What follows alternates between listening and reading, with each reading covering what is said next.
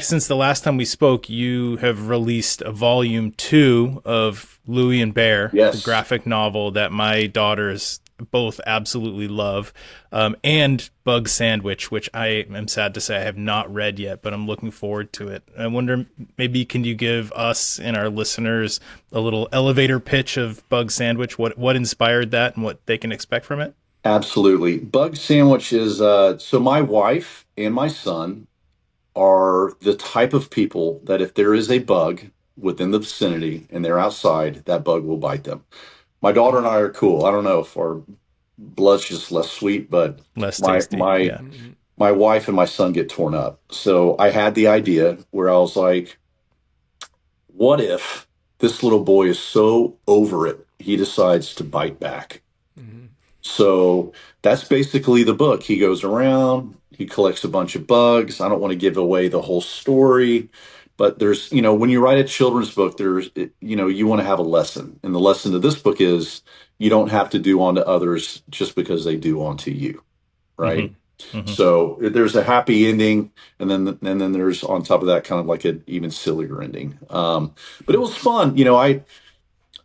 It's a children's book as opposed to Louie and Bear, which is a young reader graphic novel. Louie and Bear, the first one, the second book are each 160 pages. Children's books are usually around 32 pages, but they're so different and each a lot of fun to work on. With the children's book, there's like big, bold. Each page is almost like an entire painting. And obviously with the young reader graphic novels, it's paneled like a comic book or Yeah.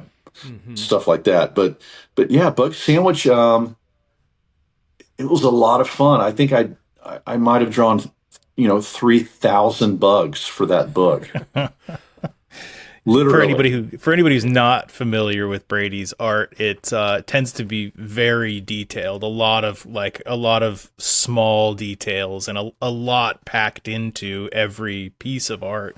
The writing is great, the art is great, and so like I said, my girls have just loved the Louie and Bear series. Do you find it with a shorter book, well, with a book that has to be shorter, like a younger reader book like Bug Sandwich, do you find it harder to open and then close a story loop when you're writing versus when you're writing something that's a longer series that could potentially continue, like, or are they just different beasts for you? Is it not necessarily one's harder or easier?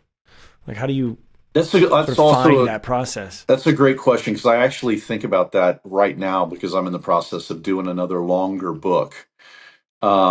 It's funny, right? Like because with the younger kid with the children's book, you have a much shorter attention span. Sometimes they can't read it, right? Like they're not at that Mm-hmm. level of reading yet. So you, as the parent, you're reading it to them, and you want to have like this, wonderful lesson, right? Because it's a kid, and you want to just give them a great lesson. With the story being shorter, sometimes I feel like it's harder, a lot harder, Hmm. because you have less words, and you're trying to get that message across with less words, right? Um, so yeah, I think I don't want to say harder, but more challenging sometimes with the shorter Mm-hmm. book because you just have less to work with. Hmm.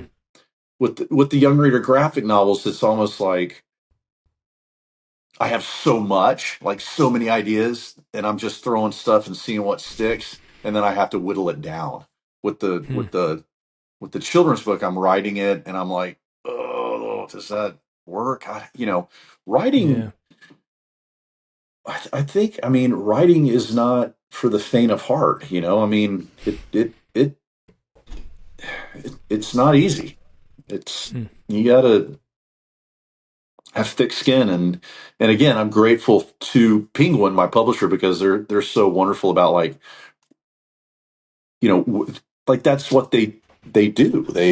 Yeah. They edit, whittle down, make it more streamlined, and yeah, they are different beasts. Oh, hey friends, thanks for watching. While you're here, go ahead and hit the like button, the subscribe button, and tap that notifications bell. And hey, if you're into this kind of content, check out Modern Dadhood on Apple Podcasts, Amazon Music, or wherever you listen.